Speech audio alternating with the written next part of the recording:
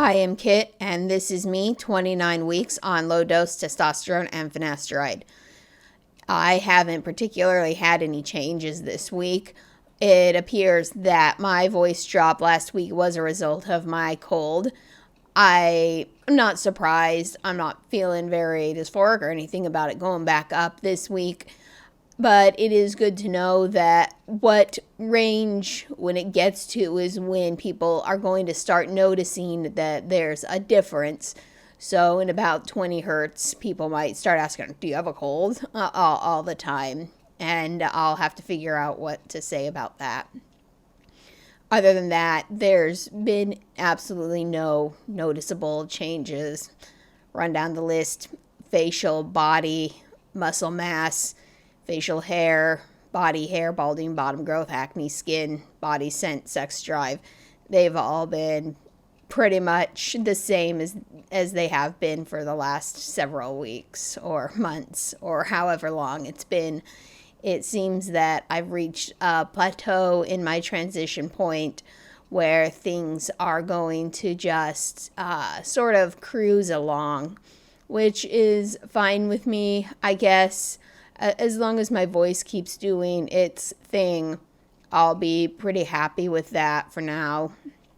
It is making me, wonder if I do want more changes coming up. I'm reevaluating the finasteride option again. I don't know how I would feel with people assuming I was a man all the time. I haven't been clocked that way yet. So I'm uncertain if I would feel just as uncomfortable being clocked on the opposite side of my the gender spectrum that I've been my whole life. Now, I do frequent trans man circles a lot because they are very informative about changes with T, what I could expect, what other people are dealing with. And, it makes me wonder, would I be comfortable over there full time? And then someone says, oh, hey, bro, this. And I'm like, that doesn't quite feel right. So we'll see how my journey evolves. My biggest thing that I'm concerned about right now is my mood. I've had a pretty racing thoughts the last couple days. It could be due to what's been going on in work, or it could be due to a manic episode. I don't particularly feel hypomanic, but I'm not going to rule it out. I've been getting very little sleep the last couple days, and that's usually a sign of a hypermanic or a manic episode oncoming. So, in other news, I got some news back about my discrimination case. The HR found no evidence of discrimination. Unfortunately, they couldn't actually compare me to the journeyman on the crew because journeymen and apprentices have different rules regarding how they can work on site. So all she could tell me was that, yes, I was getting more hours than the other carpenter too that I said I believed was already getting fewer hours than me. I'm very, very frustrated with this result because I asked to be compared to all my higher up coworkers and find out if they were getting time when there would have been time available according to the rules. There would have been time available for the apprentices, but she didn't compare that, and I'm really quite frustrated with it. In the course of her investigation, she did interview my coworkers, and the reports she got back were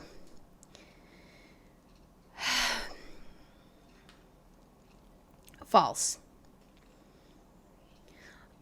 She got the information that my boss and his childhood friend were not actually childhood friends, despite me hearing stories from both of them playing basketball together when they were little.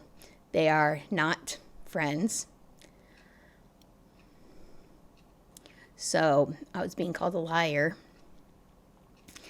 Other coworkers also reported that I am not a reliable worker, that they can't trust me to get my work done without supervision, that I stand around talking all the time, and that I stand around on my phone all the time, that I take extra long breaks, and that I have certain sinus issues sometimes that I handled inappropriately.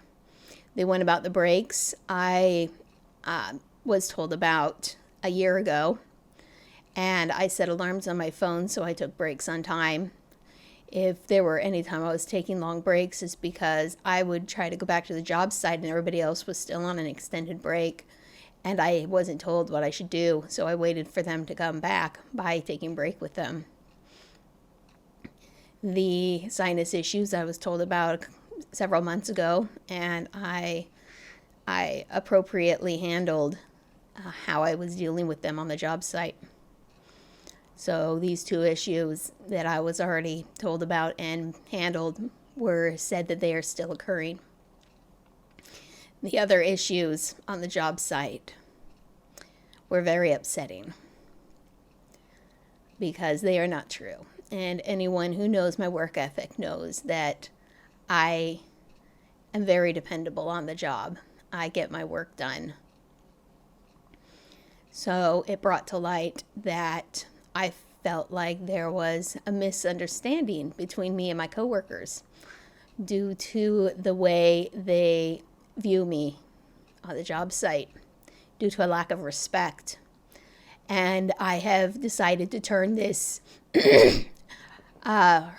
potential discrimination case against work hours into a full-blown discrimination and harassment case on the job site. I have now documented every time I can specifically remember of having serious microaggressions about me, about my gender identity, and the way people would not respect my identity on the job site, which, I explained has been going on the whole time, and I had to purchase the pin just to try to get people to respect me. That, along with an extensive list of microaggressions against me on the workplace, of dismissing me or harassing me verbally or ignoring my concerns, have been listed to show a pattern of discrimination on the job site. This is not unexpected for a person who is not a man with a penis in the construction or carpentry field. It was discussed with me with a supervisor early on in my time at Neil Kelly. I was told that this person does actually identify as non-binary and would support me if I found that there was discrimination against me.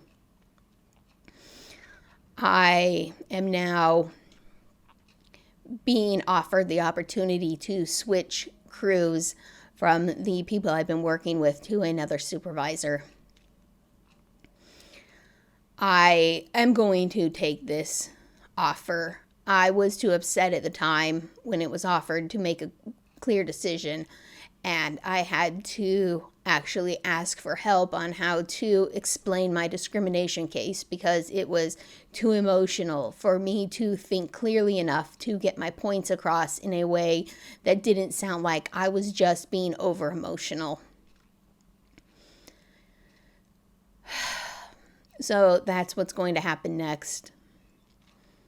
I don't know if anything will come of that. I haven't particularly asked for them to be reprimanded at all, but there is clear rules about discrimination at the workplace, and I don't have those rules. I don't know what those rules entail and what the consequences of being harassed on the workplace are going to be. But I have shown a pattern of harassment on the job site since the beginning from everyone, including my supervisor. So hopefully that will cause some changes in the workplace. Of other note, just a little thing, is my cat was feeling sick yesterday. I was trying not to panic. I've had another cat who got sick and stopped eating, and it turned out she had liver cancer or liver failure. And my cat is only 7 years old, and I'm trying not to panic that she might be seriously sick. She wasn't eating yesterday, and she was throwing up a lot. But this morning she did eat something, so hopefully she just had a bad stomach ache yesterday. She is due for a vet checkup, so I'll take her in. That may come to nothing, but if something happens, it may cause some emotional disturbances coming forward. So that is my life update for the last 2 weeks, or what's happened this week. And I will see you next week.